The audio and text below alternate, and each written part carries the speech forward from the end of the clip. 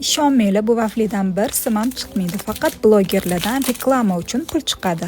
Shunaqa negativniy kommentariyalar o'qib qoldim vaflini ochib video joylagan blogerlarda. Lekin eshitishim bo'yicha ko'pchilikda $50, hattoki $100 ham chiqibdi.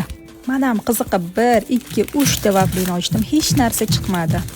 O'zimga o'zim aytib qo'ydim, agar 100 ming so'm chiqsa ham hattoki videoni Instagramga joylayman deb.